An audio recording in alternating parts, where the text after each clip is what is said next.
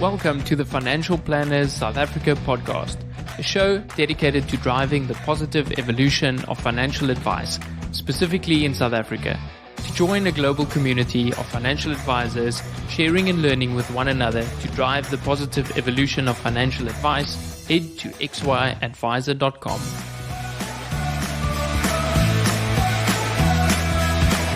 Portfolio Metrics is thrilled to bring you this podcast in support of our common passion, people, and the evolution of wealth management. Our global business links precision investment management to expert financial advice through partnerships and technology. Portfolio Metrics is an authorized financial services provider. AssetMap is a proud sponsor of this podcast. Are you looking for the next big thing in advisor technology? AssetMap is used by thousands of financial advisors to help create more meaningful conversations with clients. See for yourself how AssetMap is leading the next phase of financial advice delivery. Learn more at asset-map.com/Louis for a special listeners discount. This episode is proudly brought to you by Alan Gray. They say it's important to live for today. Although that might be true, we can't forget to plan for tomorrow. There's a lot of it left, after all. Alan Gray is an authorized financial services provider. Visit www.alangray.co.za to learn how we build long-term wealth for clients.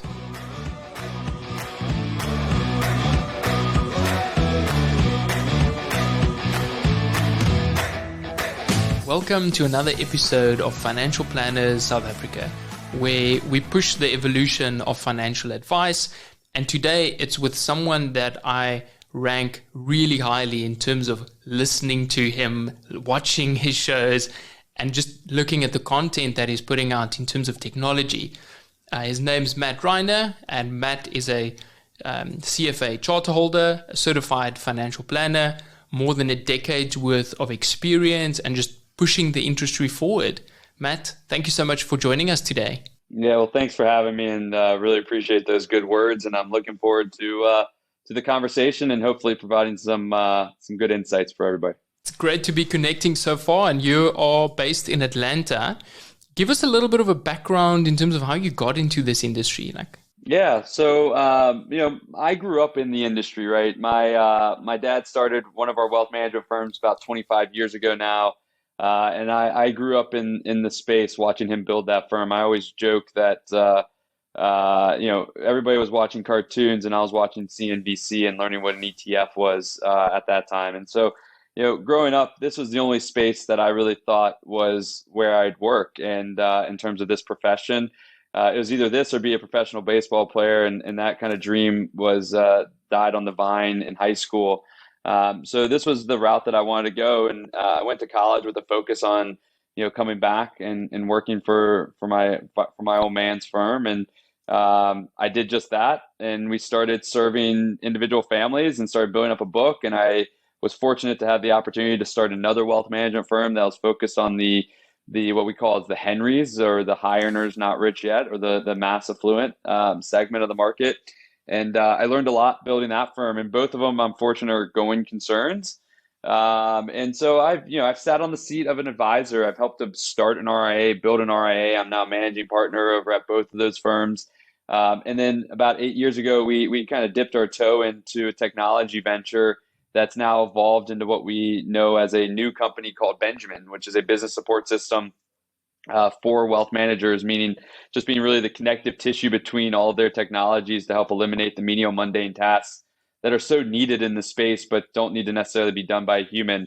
And so I've kind of now made this natural evolution, or maybe it's an unnatural evolution, into running a technology business that's serving this industry. I'm passionate about this space because it's been part of my life for the majority of it. And I think that and I'm passionate about technology, and this industry is always behind the curve when it comes to technology. And so I'm now running the day-to-day operations and strategic vision for our tech company, Benjamin. Like they say, you need to scratch your own itch. How did it originate that you started up a technology business? Yeah, I think naivety is probably a good starting there, right?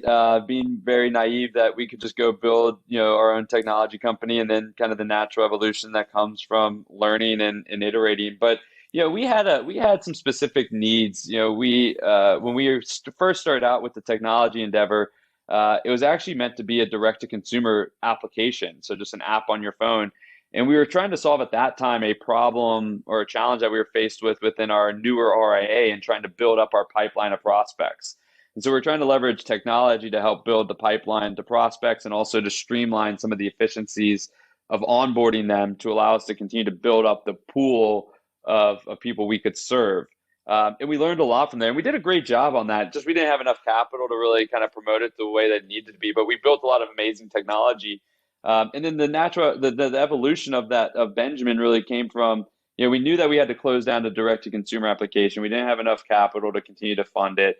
But we said, how can we use this technology? And our other major RA was running into some challenges around scalability and onboarding, and also just personnel, right? We were having to expand our number of people on our team really drastically, and we wanted to kind of slow that down without losing white glove service that we were so good at, and also allowing us to continue to grow like we were. And so we took that technology and we fit it in and molded it to solve a specific problem around onboarding and the entire onboarding process of getting the paperwork started, getting the paperwork back, getting the accounts open, getting the accounts traded. And we implemented it and we built towards that, and we solved a major challenge for that firm. And the individual saw a great uptick in capacity. We saw a great uptick in client experience, and we saw our profit margins also see a slight uptick as well. And at that point, we said, well, we have something here. And we started talking to our peers in the space, and we then started to expand out into other avenues of the entire client relationship from there. So, we learned from each step of the way, and then we iterated and we solved a niche that we needed within our own firm before we launched it as an enterprise solution. But today, now we're an enterprise solution serving nearly 50 other firms across the country.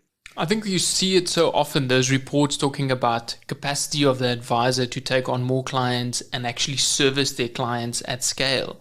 Like, how have you managed to bridge that? Yeah, I mean, I think that there's the biggest challenge with that, right, is that this is a service-based business, and the biggest key, or the key component of this service is us as a human. And we're limited in capacity, right? We have a limited number of hours in a day. There is nothing that's going to ever allow us to create more hours in the day. Like 24 is the amount, and we got to figure out how to work within that. And so what we found is that a lot of what we do day in and day out in our business is menial, mundane, repeatable, repetitive tasks. And the reason, and we analyze that both internally and with other businesses, and the reason that those are there is because we're having to go through multiple systems to follow a process to complete just one task within that process. And when you start to build that on top of each other for a growing firm, or even a firm that's a kind of a lifestyle firm, it becomes burdensome. And because our time is limited, we got to figure out how to create time, get time back within that block. And the only way to do that is to eliminate some of those tasks. And so we said, what are the tasks that we can eliminate? What's the burden or the barrier to eliminating those? Let's start chipping away at those barriers to start giving people time back. And then they can now start getting better utilization out of the 8 hours of their day, as opposed to having to spend 2 hours doing these other things. If we can give them 2 more hours, that's scale right there, right? And that's the ultimate goal of what we're trying to. That's a 25% uptick that we're trying to focus on. And that's our whole focus as a firm. We're not trying to replace any technologies that are out there. We're trying to figure out how to better use those and better utilize our processes to get back a few minutes every day, because that starts to compound and provide us scale that is so needed in this space. So Matt, are you saying that switching between these different applications is actually what's costing us so much time, because we're moving into something new, and then you have to get used to that layout and where the data is and going through that process? Yeah, I think that, so the example that I tend to use, right, and because when you talk about it with firms, it's like, well, it's really, I know where everything is. Like, I understand the system really well. It's not that big of a problem to me. But the thing is we say that because we're so accustomed to it and we know it really well. And so the example I use is a peanut butter and jelly sandwich, right? That's something we can all relate to. If I ask 5 people how to make a peanut butter and jelly sandwich, I'm going to get 5 different answers. And most of the answers are going to be like, you get the bread, you get the peanut butter, you get the jelly, put it on the bread, put it on top and cut it in half, and there you go. You got a peanut butter and jelly sandwich. But it's because we are so accustomed to knowing how to make peanut butter and jelly that it's just ingrained that we haven't realized that just doing that would only take like a second. But there's so many steps in between that you have to go open the pantry door, pull it out, open it up, get the knife, wipe the knife off, spread on the peanut butter, spread on the jelly, put the bread back, open the fridge. There's over, I've documented it. It's about 50 plus steps that it takes. And so doing it once is probably not a challenge, right? It doesn't take that much time. But if you want to do it 100 times or 200 times, then in order for you to do them more effectively and more efficiently in less time, you have to start eliminating some of those tasks in between, right? How can we make the peanut butter just be on the table at all times, right? How do we not have to open it? And how do we start eliminating those tasks? And that's what our focus is, right? And if we and it's not necessarily just the bouncing around. That is a problem because you have so many different systems and they don't really truly talk to each other, right? They all say they integrate, but the data that I really need is not in there because we're only pulling in certain pieces of data and it's constrained, and that's a problem. And so I always look at like the simplest process that we have as a firm, like scheduling meetings, right? Everybody has to do it, whether you're a growing firm or not, lifestyle or focused growth firm, doesn't matter. You're scheduling meetings. Everybody's doing it. And everybody's like, well, it doesn't take me that long. I just send the email out. Okay. But you have to draft the email. You have to get your Calendly link. You have to put it in the email. You have to update your CRM. You then have to respond back to the email. You then have to then set up a workflow in your CRM to do the meeting process, right? There's like 10 steps. And if we're doing that 100 times a quarter, that's a lot. And so if you can cut out 5 of those steps to where it only takes 50% of the time, that's a lot of time given back, even though you're not thinking about it because you know how to do it so quickly because you've done it so much. That doesn't mean that it's the right way of doing, right? When you need to figure out how to scale when you're in a limited scope, you have to look really innately and intricately at every step in order to make sure that you can create scale in the process. Yeah, just like you would optimize an investment portfolio, you want to optimize the tasks that you and your team are doing. And also, bringing in new hires. We've experienced that, saying, okay, this is how we do it. But does everyone do it the same way? And is it well documented? So an example I'll use is that a firm I'm really close with, they recently went through a CRM transition, right? They transitioned from a CRM that they had been using for 10 plus years over to a brand new CRM. In a perfect world, it sounds so great, right? That we're going to do it, and it seems so simple. Just move the data from here to here and replicate my processes. And what happened was when they moved over, because of how the technology is built, it's different. Right. And so processes and the ways that you accomplish tasks is different over on this side. And that threw everybody for a loop and it caused chaos. And it's because we get just so comfortable with the way that it is. But the way that it is doesn't mean it's the best way it should be. It's just that we don't like to do change. So we just stay with it. And over time, that firm is going to excel and be a better firm because of that switch. But that, period of time, call it 3 months, 6 months, 12 months, whatever it is, of change and uncomfortableness is not fun. And too often we're just like, I don't need to do it. But if you really want to get better, you have to go through those tough changes in the moment. And too much in this industry, we've kind of just said, let's not rock the boat. We're just going to stay this way. It's worked. If it ain't broke, don't fix it, as they say here, right? If it ain't broke, don't fix it. So, this is how we onboard people. It's not the best way, but we're just going to do it because it's worked for everybody else before it. That doesn't mean that it's the right way and it gets you to where you want to be as a firm. Yeah, as opposed to that constant evolution. I want to talk a little bit about experience versus efficiency. And there's a new report called New Frontiers that speaks about, prioritizing efficiency in a financial planning firm and a business, where you see this kind of wave of practices building their own software versus buying industry leader software. What's your take on that? I run a software company, so you got to understand that from a bias. If we want to be, we're on a financial podcast, so you got to give disclaimers, right? So here's the thing. I think that where we're getting to, and I think it's a really exciting time in this space, right? Where that type of study and that type of mentality is starting to bubble up in our space, because it shows that people are thinking how to businessize and taking in control and wanting to innovate on their own. And that's really, really exciting for this space. And I think that that's a great mentality shift. If you look back 10 years, that was not even on anybody's radar. Now it's like, well, let's just go build our own technology, right? And I think that that's an amazing shift. From my lessons of building technology, right? We've been in this for 8 years. We started as a whole different type of technology, but it's tough, right? And it's hard. And if it wasn't, everybody would be doing it, and not everybody's doing it. And so you've got to be careful and cognizant of what your core competency is and your core competency is not.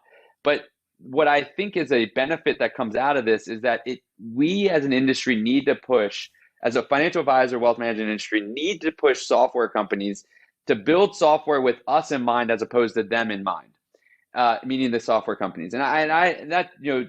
Yes, I'm biased, but that's what I think I take so much pride in of what we do at Benjamin, is that we take the advisor in mind at all times. And we're trying to solve their specific problems as opposed to solving a problem that we want to solve, that we think the industry needs to adopt. And I think that the reason that this whole thing is bubbling up is because software companies are building technology to drive you to have to use their software. Integration is not true integration. Integration is you can view a few things, but it's not the things that you want. And it's very just inside of a box because that's what you need to be able to build software. And so I think that what this should lead to is a stronger, more detailed focus on deeply integrating, building out robust APIs, and encouraging other technology companies to solve these problems using APIs from other providers and working together to solve that without having the metric be how many times are people coming into my software, but rather how many tough challenges am I actually solving using our data, our technology, and others' data, and how many are we solving for that specific advisor? So, I think it's a really great shift in mentality. I think it's a really, I would never discourage people from going and trying to build their technology. I think it's just it's an expensive investment, both from a monetary standpoint and a time standpoint. And the beauty of what we have in this innovation over the past 10 years in our industry is that you have a lot of technology providers that want to partner and that you can have more of a say on.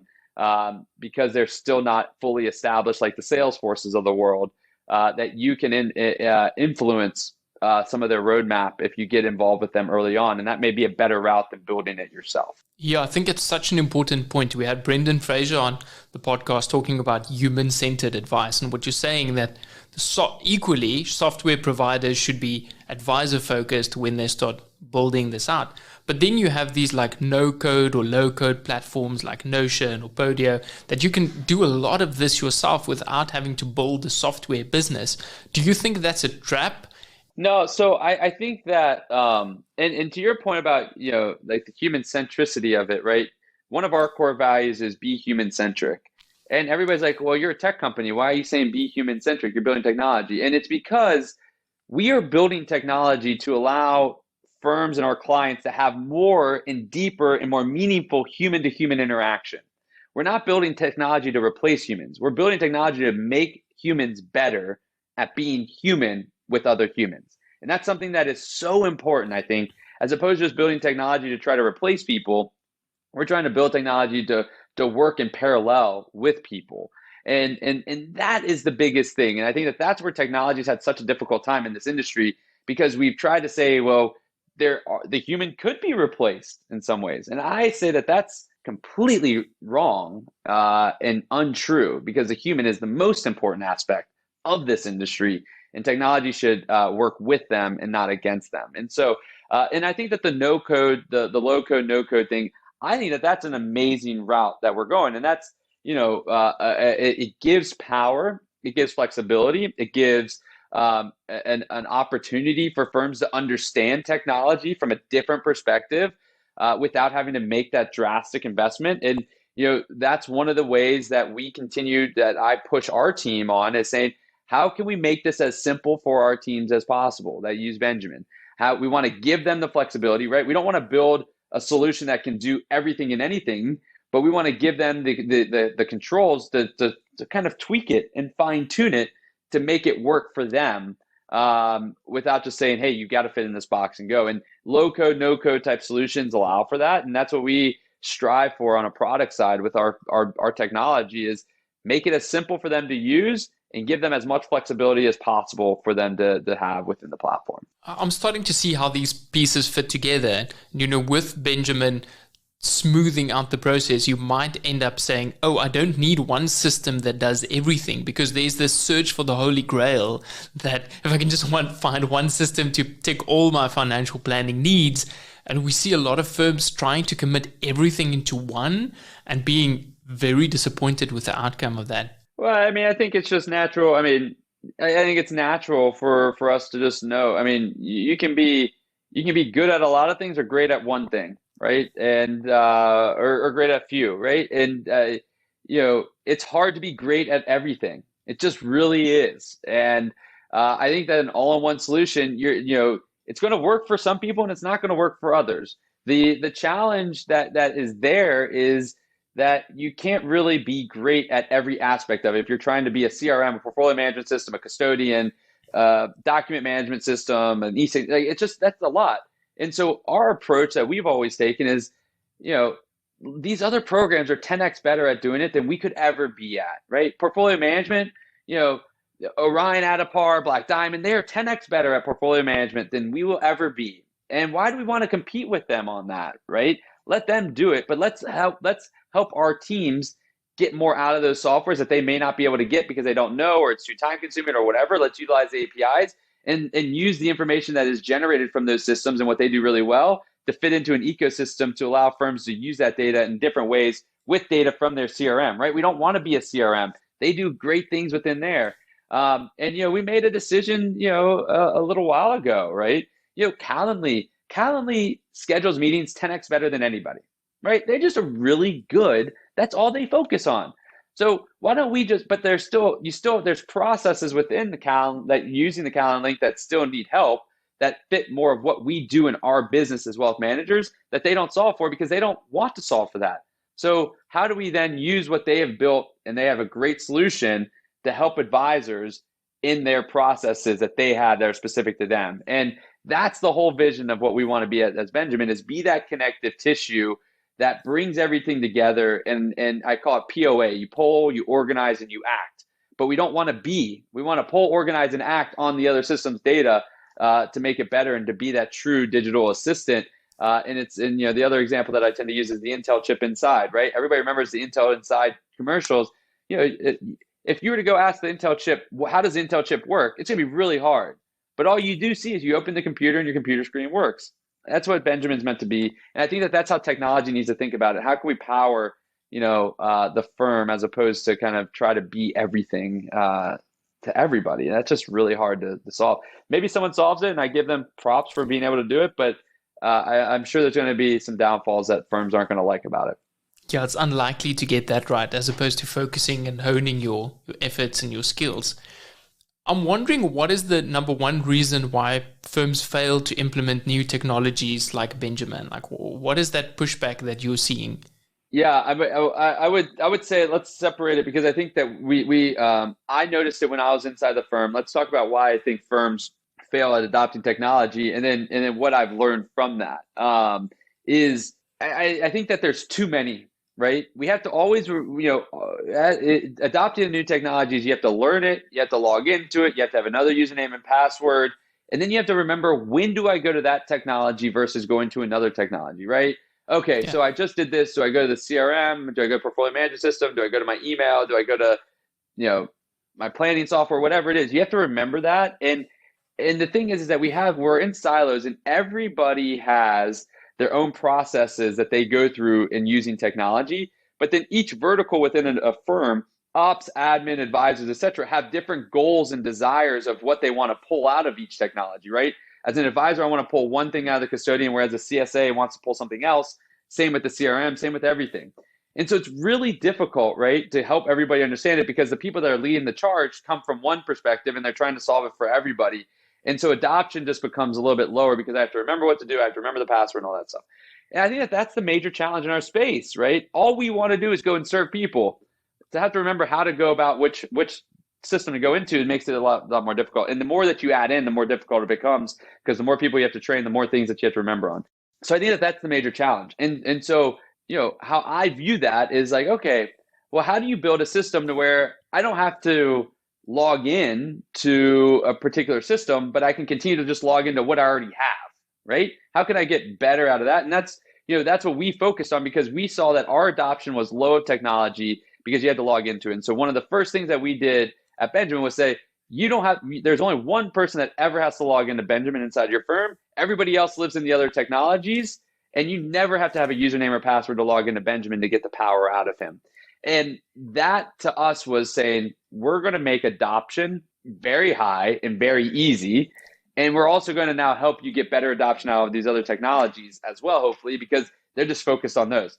And so I think that the need of a new technology, need of learning a new technology, need of new passwords and usernames, I mean, there's only so much that we care to learn. The key, and it doesn't stick with our core part of what our business is, which is talking to people. Yeah, it sounds like the team within the business is getting lost on that roadmap, saying, okay, like, where do I need to go to service this client optimally and fulfill my role? And what comes to mind is that we're not hiring software developers. We're hiring people typically with a finance background or typically with a relationship background that's there to service a client, yet they're getting stuck behind these tools, and it's become a requirement to actually do your job to do that. Just like, 10 years ago, it was Microsoft Word and Microsoft Excel. Now it's the list of software tools that you use. Can we talk a little bit about the actual details of how Benjamin works and how it's linked? And, is it something that a firm in South Africa could actually utilize if we use the same technology pieces like Wealthbox and Calendly, for instance? Yeah. So, so what Benjamin hinges on is the integrations with technology. So right now we have about 15 integrations of the core tech stack, right? We look at the core tech stack right now of CRM, portfolio management system, custodians, calendaring system, and then we have DocuSign and some other ones, and financial planning that's coming towards the end of the year and early next year. And so what our goal is to integrate with them, right? So what I said is POA, right? We integrate into all those systems on behalf of all the people that are there. They have to authorize it. Then we pull in all the data. So every piece of data that you have in your CRM pulls in, and then we organize it, which means just unifying it, right? We unify so that all the different pieces of data for Matt Reiner's household is all assigned to Matt Reiner. We're not creating 5 Matt Reiners because we have 5 different integrations.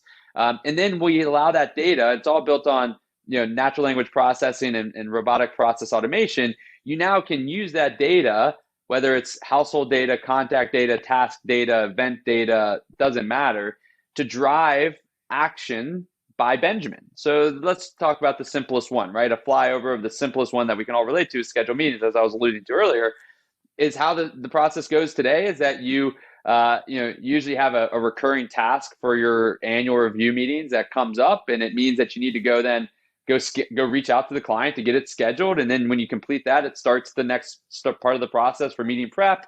And then you have, your meeting and you put your notes in and then to-dos, right? That's kind of like really high level. But the idea of scheduling the meeting still is someone has to do it, right? Even if you have Calendly, you still have to go and email the client, everything of that nature. So now with Benjamin, just on that one simple task, because Benjamin has everything unified, he knows who the advisor is. He knows who the contact is. He knows who to contact and how to contact, email, text, whatever it may be. And Benjamin takes it off the plate. And he's the one that goes and communicates with the client using the Calendly link to get everything scheduled, and then can complete the task in the CRM to move the process forward. So you now just eliminated that small piece of making the peanut butter and jelly sandwich, if I go back to my last reference, out of the equation. But he's using all the different data points and all the different systems to help with that one simple task. And he can do over it's growing every day, but over 100 plus tasks. We call them missions that he accomplishes, but he can do over 100 different tasks already. I think this one version of the truth is a piece that's often missed in most businesses, because you have these like different pieces of information all across the board, and you don't know what's the most recent and where do you update and how do you access it. And what this is saying is like Benjamin's pulling all the pieces together, and you can set up the integrations and you can set up the tasks and the parameters around that. I'm wondering what that first response is when a financial advisor actually sees this in action and realizes, hey, it's just saved so much time. Relief, right? That's what it is that I've taken it's like it is for any human, right? When you take something off my plate, right? When something is taken off my plate, whether it's because I accomplished it and I checked it off, or that I've been able to delegate it effectively to someone else, I feel a little bit less weight on my shoulders, right? And I can now go and think more creatively, innovatively. I can better serve and do what I'm meant to do. And that's what they see, right? And we show an ROI on it, right? But that's the metric driven way. But the feeling emotional side is relief. And as they start seeing the ROI of it, they start to believe more in it. And our goal is to continue to hopefully have them entrust Benjamin on being delegated to more tasks for them over time. So Matt, what does Benjamin look like 5 years from now when it's evolved? Like, what is that vision that you have in mind? Yeah, I mean, there is so much space for us to evolve as a business, and I think that what we're doing today is only the beginning, but it adds a lot of value, right? And we're providing best practices. We're allowing Benjamin to execute on data, but we're also learning a lot. And we're learning on the processes and how people interact both internally and externally in certain situations. And what are the biggest questions? What are the biggest concerns? And what firms run the best and are able to have the most, clients to advisor and see their margins grow. And we're learning a lot of this stuff. And, the next iteration or evolution of Benjamin really is around taking those data points and being able to, as opposed to you having to train Benjamin, being able to have Benjamin. So we call that, we're in the training stage. We want to move into the stage where Benjamin is proactively recommending best practices based on analysis of what you're doing inside of your firm, your clientele, and how that relates to other firms and other clientele that look similar, and providing that to where you then just become the approver. You never have to log into Benjamin. If we can get to a point where nobody ever has to log into Benjamin, and you just say, yes, do that, or no, don't do that, and then Benjamin's able to go and start acting, that's the next stage of it. And then we do have a natural desire, because of how connected this industry is from a holistic financial planning aspect, which is where we need to go as an industry, is become more and more built into a holistic financial planning, deep financial planning firms. We do have a desire to continue to bring in more of those other service providers that are needed to help with the financial planning, like estate attorneys, like accounting, like insurance, and having Benjamin be the central hub to help the coordination efforts to really enhance the client experience across the whole financial plan, and also to enable the client to be able to act on and follow through on things more effectively and easily, which then make the advisor better and makes all these other firms better. And so that's the natural evolution that we see. And yeah, we hope to be there in 5 years. And with the help of our partners and our clients and our investors and all those types of people, I think we will. That sounds super exciting. And we're sitting with tons of data of our clients, yet we use so little of it. We have their hopes and their dreams and their desires. And what strikes me often looking at practices and talking to people is that we actually don't use that, in the way we communicate or the way we put out our strategies with our clients. Is that something that's starting to change? Yeah, I smile. And whether it's something that I talk about a lot on my videos that I post out and a lot of the blogs that I write is, we are an industry that has more data than any other space out there. And everybody's like, no, Matt, there's no way. Facebook and Amazon and Google have much more data than us. And I say, they may have more amounts, but we have more data points on our clients than any of these other systems ever have, right? To your point, hopes, desires, fears, worries, concerns. We know when clients are going to get divorced before they even know they're going to get divorced, or we know before their spouse knows that they're going to get divorced, because we're helping them think through that process. We have more data points on it. And I've talked a lot about the idea of the Facebook and Netflix effect on a lot of my posts lately. And, the Facebook effect is something that has been talked about in 2010, right when Facebook was really getting hot. And advisors were like, no, I don't need to worry about that. And they were right, because, less than 20% of their clients, and I call their clients the core demographic of 55 and older, was using Facebook. But if you switch to now 2019, 2020, you have more than 55% of that age demographic using Facebook and nearly 40% of them using Netflix. And why does this even matter? It's because Netflix and Facebook use the data points that they have really effectively to create engaging content that's directed and relatable and personable to the specific person that keeps them scrolling and engaged. Whether it's right or wrong, that they keep people engaged and focused, and they're delivering them stuff that they care about. And that's important. And then on the Netflix side, they're using all this data to, I'm sitting there on a Friday night with my wife and I don't know what to watch. Netflix is telling me what to watch. Yet as financial advisors, we are a very reactive industry despite having all this data, to where we should be very proactive in nature because of all the information that we know and that drives them from a psychological standpoint and from a behavioral standpoint and from an investment standpoint, that we should be using these data points to trigger when we should be communicating with them to where we catch them in the moment to help them make better decisions. And I think that that is something that this industry is going to continue to get better at. There's companies out there that are doing a good job of it. We want to be part of that conversation over time as well. But that is where this industry needs to go, because as advisors, we need to be using the data, not to do something and promote different products for our clients, but to better serve our clients and be more proactive and be a better service provider with more value to our clients, leveraging that data. And that's the name of the game. And that is, I do believe, where we're going to go. And the firms that do that really well, and it starts with consuming the data, organizing the data, the firms that do that really well, they're going to have massive success, and their clients are going to have, immeasurable satisfaction, right? It's going to be off the charts satisfaction that they're going to have, and they're going to accomplish a lot of financial goals, I believe, if we can get to that point. I can see how passionate you are about this, and it's great to hear that. And this is what's pushing the industry forward. So, Matt, for someone thinking that, the tools are going to use this data, but at some point I still need to capture it and organize it.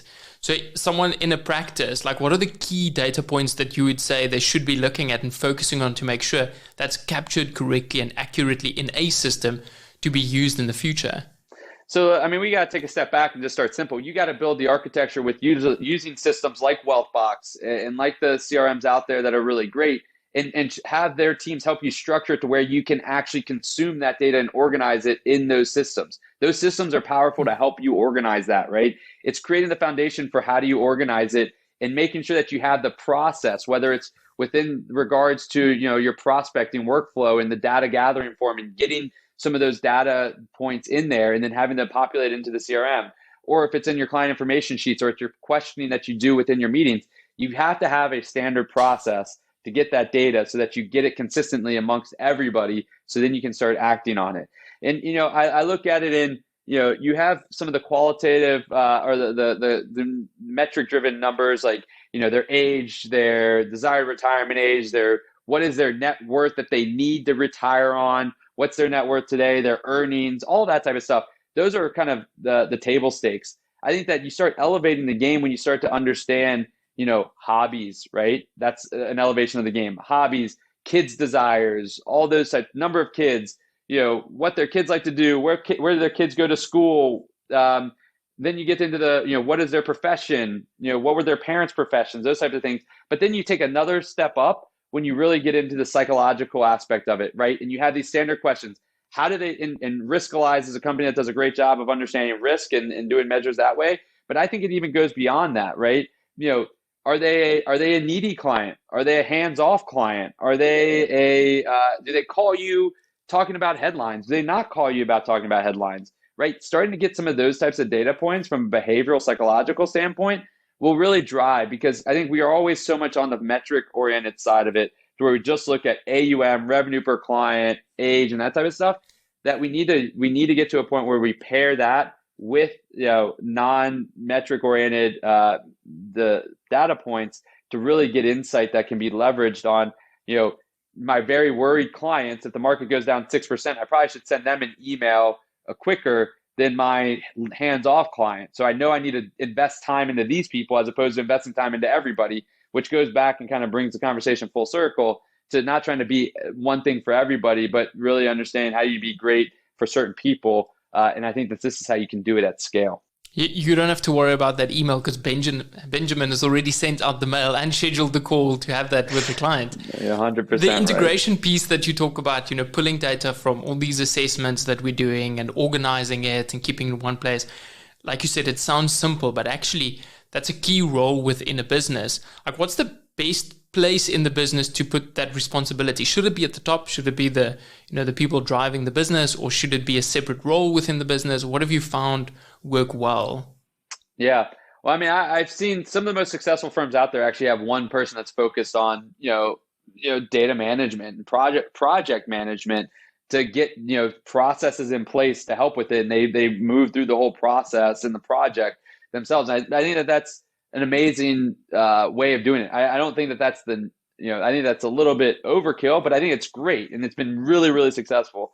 I think it lives in the people that talk with the clients the most. And to me, the advisor is a really a key point, but their focus is also on, they have to strategize on the plan, build the plan out, ensure the plan is tweaking and everything of that nature. And I think that the CSA is making sure that it's operationally run day in and day out. And a lot of the analysis happens on the advisor side, whereas the operational communication stuff happens on the CSA operations side.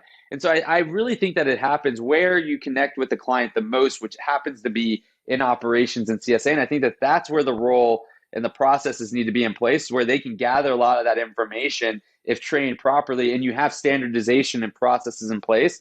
I think that that's the kind of the role that I've seen be really successful if you don't have a full-time person just focus on data and process management automation in your firm. So CSA being that client service associate, is that right? Exactly, okay. Exactly. And then using that within the business and saying, okay, how do we free up some of your time so that you can go out and, some of the terms are like surprise and delight your clients and actually get to spend time on things that has got a greater payoff in terms of just doing low-level administration work that can. How do we elevate you to more sophisticated work, right? How do we and allow you to communicate and build relationships with people, right? And how can we allow our operations team, as opposed to just processing, right, which is such an old school way of doing things? How can we help our teams, build relationships and have conversations and call their clients on their anniversary and say, hey, happy anniversary. What are y'all doing? That conversation right there gives me a data point, right? Because I say, how are you doing? They're great. Okay.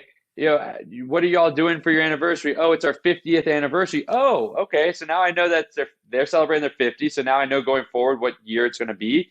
Where are y'all going to go? Oh, we're going on this trip. We love Italy. Oh, all right. Now I understood something. And so I'm able to build this data set if I understand what data points are really relevant in these conversations without the client ever knowing, which they should never know. It should just be out of the kindness of you wanting to serve your clients, but you're also ensuring that you're helping to serve them in a unique way going forward based on that conversation. So it's really killing two birds with one stone. So Matt, then do we retrain the people in our business to get a different role, or do we just free up their time, and kind of how do we handle the human element of that might not have the necessary skills? Yeah, it depends, right? It depends on what their desires are, right? And this gets into people management, right? We've always said, well, this is what you do, this is the role that it is, and I think that it has to be a lot more connective. And some people are going to say, you know what, I really don't want to do that, and that's okay. And so let's go find the right seat on the bus for you in your role of doing that. But I think that there's going to be a lot of people that are like, yes, this sounds great, and their role is going to evolve, right? Yeah, you're going to be doing operations, but we're going to free up time for you to scale you to where you're doing 50% operations and 50% of communicating with clients. And you're not going to serve them as the advisor necessarily, but you're going to meet them and be their friend and understand them. And there's something powerful in that. And so, there's not like a one way fits all, but I do think that no matter what it is, everybody's probably has a desire of what they want to do. And we have to find a way to free up their time, whether it's to communicate with people or to do one specific task more often. We have to find a way to free up all the other things to allow them to focus on what they desire, to make it as valuable of valuable of a job that's satisfying to them. There's a lot of work that Gallup has done around, being able to give someone the time and space to focus on their core strengths. And what you're saying is that free them up and give them, a place to shine in the things that they enjoy naturally and shine at naturally. Exactly. That's 100% it, right? And that then makes you a more desirable workplace. You get more out of your team, and it helps everybody involved: clients, team members, owners, etc., across the board. Matt, so then looking at all this technology, and if you were in a position to hire a financial planner or an advisor to work with you and your family, like what are the things that are non-negotiables that you would look for in a financial planner? It's a really good question. I think that, first and foremost, I need to have a human relationship. I have to have connectivity, right? I have to have my one person that I know I'm able to talk to and that gets and knows me at all times. I need to be able to connect with them digitally. I'm always on the go, so I need to be able to connect with them digitally. And I need to know that they're following through for me, right? I don't I don't want to have to remember, right? And I think about this, with all of my partners that I work with in my financial team personally, right? My accountant, my estate attorney, and all of that, right? I don't want to have to go to them with like, why don't we do this? I want them to come to me and say, this is what we need to do because I know your situation really well. And I would expect that out of my wealth manager. Hey, I've seen what we've been doing. This is what I think you need to do. This is my thoughts, and I know you and your family really well, and I put a lot of thought into it. So I need that human relationship so I can build trust and connection. I need to be able to interact digitally, and it goes beyond just a portal and email, right? I need to have this digital engagement, and then I need to have proactivity about me specifically, right? I want someone to be thinking of me and what's best for me and my family, which may not be the right thing or best thing for their other family that they're working with, and that comes from a depth of knowing what makes me and my family tick, and what our goals and objectives are, and how we want to get there. It sounds like having that structured data and being able to mine that and say, hey, Matt, we've looked at your portfolio, we've looked at this piece, and we think this is really relevant and suitable for the phase that you're going through now is key. And it's something that, we're not seeing that much in the industry at the moment, but hopefully that'll be changing as we get used to the services and providers giving us that amazing experience, because the bar is not super high at the moment. And I'm wondering kind of when's that bar lifting? No, I mean, I think there's a few aspects of it, right? It's a mentality shift, which we alluded to, that's happening in our space. And I think that that's phenomenal. I think that there's a lot of innovation, which is going to spur and trigger people to change, right? This innovation that's happening over the past 10 years, in my mind, was spurred by robo-advisors. It scared the living bejesus out of a lot of people. And they said they got to make some changes. And it also showed that there's opportunity here, right? And so it caused a lot of innovation. A lot of the greatest companies that have been built in the last 10 years came, a lot of the most innovative companies that we see in our space have come in the last 10 years. And I think it's phenomenal.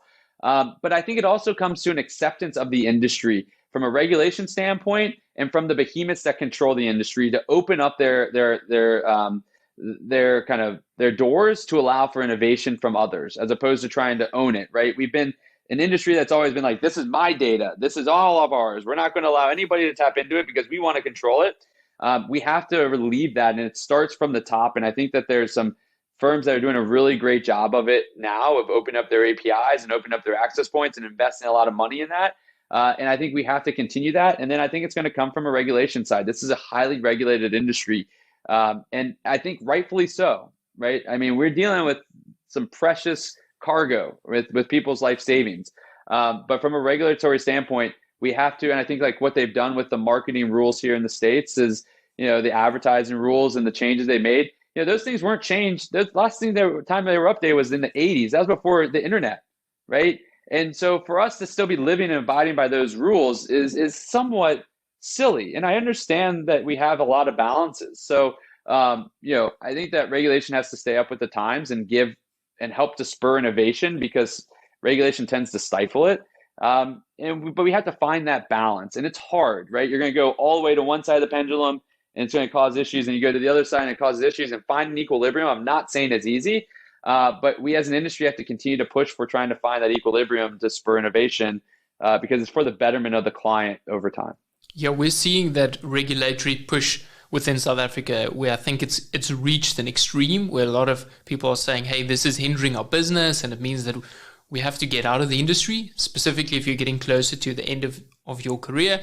But what that's also allowed is a massive wave of opportunity, where younger advisors can step in and say, hey, let's build this into a proper business, or let's use compliance to build a better business. So I guess there's two sides to the same dilemma. Yeah, I think that it's I think it's a little bit of everything, right? And I think our industry's mentality and industry's focus needs to evolve, and it is. And I think that we got to just take a step back, right?